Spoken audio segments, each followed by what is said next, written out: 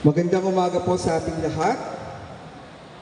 Handa na po ba ang bawat isa para sa isang makabuluhang gawain sa isang buong linggo po? Ang Brigada Eskwela po ay taon-taong ginaganap po yan. Alam po natin yan. Bago mag-umpisa ang pasukan ng ating mga mag-aaral. Ito po ay isang gawain ng paglilingkod po sa ating komunidad. At ang Marikina High School ay isang komunidad po na kinabibilangan po ng ating mga mag-aaral, guro, internal at external stakeholders. Ito po ay paglilingkod sa pakikipagtulungan po natin sa ating mga mag-aaral, guro, mga opisyales ng SPTA, SGC, mga magulang, community leaders, private sectors, NGOs, LGUs, at mga volunteers.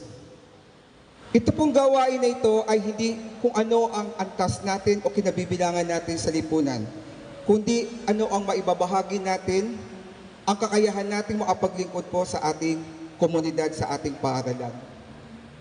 Kaya po ang ating paaralan sa pamumuno po ni Miss Maribeth C. Rosario ay lubos na nagagalak sapagkat muli na naman tayo magkakasama-sama po sa isang buong linggo at muli nating maipapakita ang ating katatagan, pundasyon ng pagsasama-sama, pagkakabuklod-buklod para sa bansang makabata, batang makabansa. Muli, welcome po sa ating Brigada Eskwela. Maraming salamat po. Good morning po sa lahat. Gusto kong magpasalamat sa lahat mga nandito, coming from different groups, NGOs, LGUs, and of course sa mga my fellow teachers na alam naman natin na bakasyon pa rin kami ngayon, but still pinili nila na nandito rin. Sa mga students, parents, maraming salamat po. Brigada Eskwela is not merely a program. It is a testament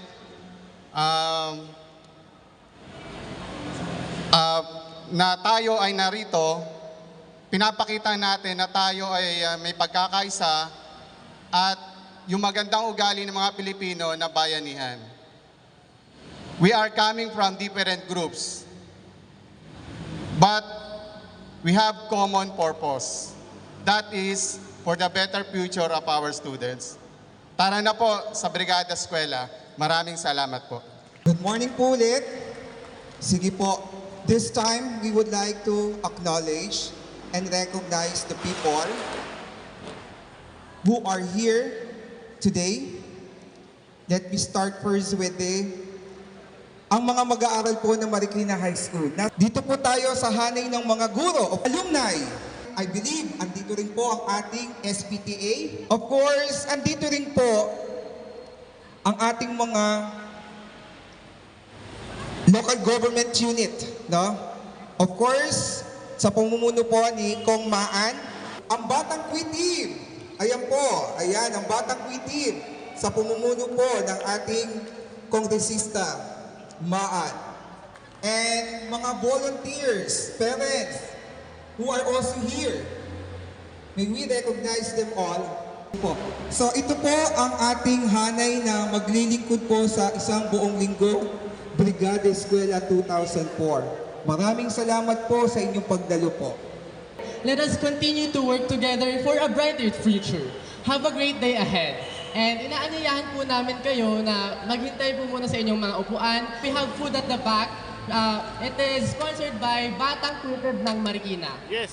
Maraming salamat po.